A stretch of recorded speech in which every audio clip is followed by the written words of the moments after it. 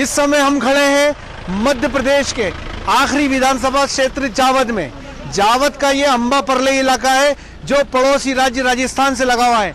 यहाँ से पड़ोसी राज्य राजस्थान की सीमा शुरू होती है। इस समय यहाँ पर कांग्रेस प्रत्याशी राजकुमार अहीर अपने प्रचार में जुटे हैं। वो अंबा परले इलाके में अपने लिए वोट मांग रहे हैं। आइए हम बात करते हैं कांग्रेस प्रत्याशी राजकुमार अहीर से कि वो किन मुद्दों को लेकर चुनाव मैदान में है।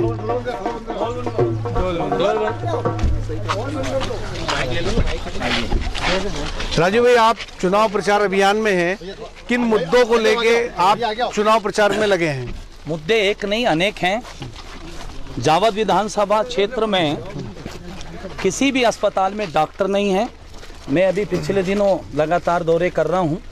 3 दिन में करीबन 50-60 गांव में घूमा हूँ। महिलाएं बड़े शर्म की बात है पानी के लिए बोल रही हैं। हम रलायता में गए तो ठाकुर समाज की महिलाएं ने मुझे आकर बोला कि पीने का पानी नहीं है। लवा में गुर्जर समाज के लोग आए कि पीने का पानी नहीं है। कैसा विधायक है जो पीने के पानी की व्यवस्था नहीं कर सकता, अस्पताल में डॉक्टरों की व्यवस्था नहीं कर सकता? झूठ बोलने और बेईमानी करने का काम ये लोग कर रहे हैं। आज मुख्यमंत्री जी की सभा हुई, मेरे को जानकारी लगी कि वहाँ 1500-2000 लोग थे। भारतीय जनता पार्टी का इस प्रदेश से जाना तय हो चुका है। कांग्रेस का राज्याभिषेक करने के लिए आम कार्यकर्ता, जनता, किसान और मजदूर, हर वर्ग और व्यापारी तैयार है। इंतजार इस बात का हो रहा है कब 28 तारीख का है। गांव की गांव में एक ऐसी लहर है, गांव की गांव भाजपा छोड़ के कांग्रेस में शामिल हो रहे हैं। हमारे नेता राहुल गांधी जी और प्रदेश के नेता जो भावी मुख्यमंत्री के रूप में जिनको जनता देख रही है, उनकी ओर देख रही है। राजू भाई, 15 साल से आप जावद विधानसभा क्षेत्र में काम कर रहे हैं। आपने क्या बदलाव देखा अभी तक इस क्षेत्र में?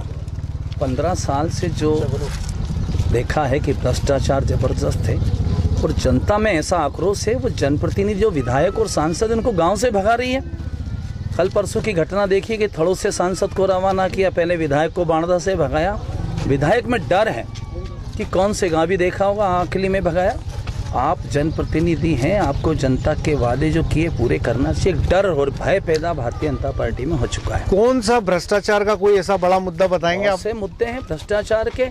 एक आम आदमी को अगर अपना राशन कार्ड बनाना है तो पैसे लग रहे हैं, तहसील में उसको बंटवारा करवाना है, पटवारी से तो पैसे, थाने में रिपोर्ट लिखानी है तो पैसा। भ्रष्टाचार के एक नहीं, वाटर शेड का मुकदमा हमारे इस क्षेत्र में आज बताया कि 2 करोड़ रुपए का वाटर शेड का घोटाला इस क्षेत्र में हुआ है।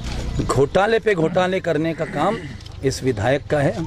मैंने पहले भी कहा है कि आसन दरियानाथ की मठ की जमीन को दबा के बैठने वाला व्यक्ति, इससे बड़ा घोटाला और क्या हो सकता है? लगातार घोटाले करते रहे, ये आपका आरोप है, उसके बावजूद जनता क्यों चुनती रही? कहीं ना कहीं हमारे नेता राहुल गांधी जी ने और प्रदेश के अध्यक्ष कमलनाथ जी ने इस बात को लेकर विचार किया। क्या कारण है कि मध्य प्रदेश में सबसे ज़्यादा भ्रष्टाचार देश में, मध्य प्रदेश का नाम नंबर 1 पे भ्रष्टाचार में। किसान दुखी है, व्यापारी दुखी है, तो हमारे देश के नेताओं ने इस बार पर्यवेक्षक बना के और सर्वे कराया और उनको जनता के बीच में भेजा, किसान, गरीब और मजदूर, कि जाइए आप बताइए कि कौन व्यक्ति है जो सुख दुख में काम आता है, कौन व्यक्ति है जो गरीबों की सेवा करेगा और कौन वो व्यक्ति है जो कांग्रेस का झंडा ऊंचा करेगा। इस बात को लेकर उन्होंने हमारे बीच में, जनता के बीच में जो पर्यवेक्षक भेजे, पूरे प्रदेश में जनता के चाहने वाले कार्यकर्ताओं की भावना के अनुरूप उम्मीदवार तय किए हैं ताकि इस मध्य प्रदेश में कांग्रेस की सरकार बने। राजू भाई, सबसे बड़ा मुद्दा जावद विधानसभा में क्या लगता है आपको? जनता से जुड़ा सबसे बड़ी परेशानी क्या है? सबसे बड़ी समस्या है, मुद्दा यह है कि किसानों को उनको लागत का मूल्य नहीं मिलता। लहसुन और प्याज उनको किसानों को फेंकने पड़ रहे हैं। आज भी मैं समाचार पत्रों में आपके माध्यम से पढ़ा कि 250 रुपये प्याज के काम। जब एक बार 40 रुपये प्याज किसानों की बिकी थी, तब ये हमारे विधायक और नीमच के विधायक सकलेचा जी और ने गले में प्याज की माला पहनकर फूलों की जगह और ये मुद्दा उठाया था कि देश में महंगाई बढ़ रही है, प्रदेश में महंगाई बढ़ रही है। किसान के 40 रुपये प्याज के जो उनके चेहरे पर खुशी आई थी, वो उनसे बर्दाश्त नहीं हुई। ये नहीं चाहते कि किसान सुखी। हमारे राहुल गांधी जी और कमलनाथ जी ने किसान के लिए जो योजनाएं बनाई है, हमारा वचन पत्र। राजू भाई, ये जो मंदी है, जो कमोडिटीज के भाव गिर रहे हैं, जिंसों के भाव गिर रहे हैं, इसके पीछे क्या कारण मानते हैं? क्या फेलिवर है सरकार का? बिल्कुल हकीकत है, पूरे प्रदेश की और देश की सरकार फेल हो चुकी है। जब अगर किसी चीज़ के भाव किसानों को नहीं मिल रहे हैं तो उनको समर्थन मूल्य तय करना चाहिए कि उसको उसकी लागत का पैसा मिले और निर्यात करना चाहिए माल का। बहुत सी चीज़ें हम इंपोर्ट करते हैं, तो हमारे अगर देश में कोई चीज़ें ज़्यादा हैं, लहसुन हो या और भी कोई फसल हो, उसका निर्यात करना चाहिए। पूर्व प्रधानमंत्री मनमोहन सिंह जी इस बात का ध्यान रखते थे कि 5,500 और 4,500 और 5,000 रुपये सोयाबीन बिकी है, अभी 2400, 2500, 2600 बिक रही है। लिहाज लहसुन हो, प्याज हो, कलौंजी 26,000 बिकती थी, 6,000 बिक रही। हमारा किसान आंसू से रो रहा है और उसको पीड़ा है इस बात की कि 3 बार जिनको भारतीय जनता पार्टी का प्रतिनिधि और मुख्यमंत्री बना है वो उसका भला नहीं कर पाए। राजू भाई, भाजपा के जो प्रत्याशी है वो कहते हैं कि उन्होंने स्किल इंडिया पे काम किया है, बच्चों को जापान भेजा है, सोलर प्लांट डाला है, रोजगार बढ़े हैं। क्या कहना है आपका? 1 अरब रुपए का प्लांट डालने के बाद इस क्षेत्र के 10 लोगों को रोजगार मिलता है तो लानत है ऐसे विधायक पर। हमें वो उद्योग लगाने हैं। हमारे देश के नेता कमलनाथ जी कोई छोटे मोटे नेता नहीं हैं, देश के बहुत बड़े नेता हैं और उनके मन में एक विचार है छिंदवाड़ा मॉडल।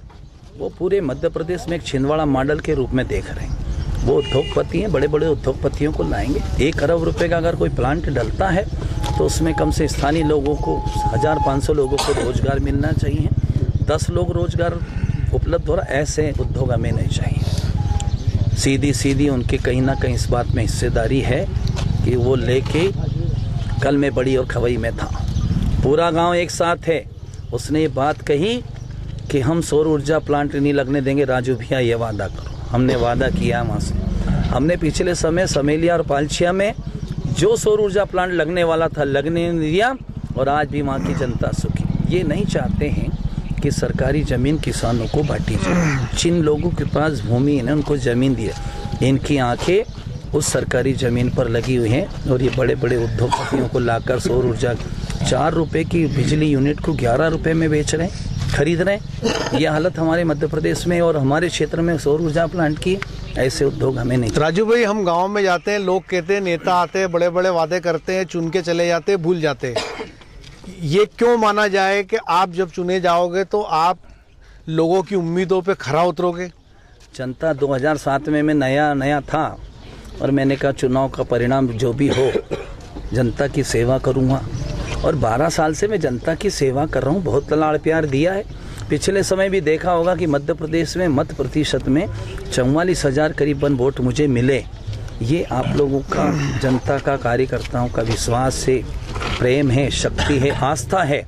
उसी के दम पर मैं जी रहा हूँ और लोगों को आंख बीच कर आधी रात को 2 बजे मुझे फ़ोन करते हैं क्योंकि विश्वास है। जहाँ विश्वास होता है वहीं व्यक्ति बात करता है। राजू भाई, सरकार अगर आपकी बनती है मध्य प्रदेश के अंदर तो क्या आप सबसे पहली प्रायोरिटी आपके लिए जावद विधानसभा क्षेत्र के लिए क्या होगी? सबसे पहले हमारे किसानों की हम बात करेंगे। उसको उसका फसल का असली दाम मिले, लागत दाम से 2 गुना उसको फ़ायदा हो। बड़े बड़े बांध बनाए जाएं और अस्पतालों में डॉक्टर उपलब्ध। ये 3 हमारी सबसे बड़ी प्रमुख मांग है। इनको मुख्यमंत्री जब कमलनाथ जी बनने जा रहे हैं तो देश में सरकार बन रही है। हम मांगने नहीं जाएंगे, हम तो सीधे आदेश कराएंगे कि कमलनाथ जी हमको सबसे पहले ये चाहिए, क्योंकि स्वास्थ्य, शिक्षा, पानी ये सबसे महत्वपूर्ण है और किसानों को उनका वाजिब दाम।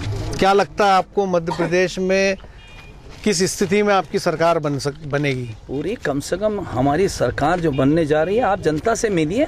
पूरे की पूरे गांव, मैंने आपको कहा है, गांव की गांव पलट रहे हैं कांग्रेस की और जहां देख रहे हैं हमारे पूरे मध्य प्रदेश में नहीं, मालवा क्षेत्र में, हमारे जिले में जहां देखो वहाँ कांग्रेस की बात कर रहे हैं। जनता तैयार है राज्याभिषेक करने के लिए। इंतजार है 28 तारीख का और 28 तारीख को वोट डाल दिया तो समझ लो मध्य प्रदेश में कांग्रेस की सरकार बन। ये थे कांग्रेस प्रत्याशी राजकुमार अहीर, जिनका साफ तौर पर कहना था कि मध्य प्रदेश में जावद में जनता पूरी तरह तैयार बैठी है कांग्रेस का राज्याभिषेक करने के लिए और आने वाली 28 तारीख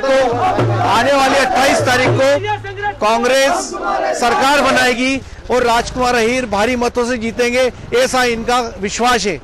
मेरे सहयोगी दीपक खताविया के साथ मुस्तफा हुसैन, अंबा परलई।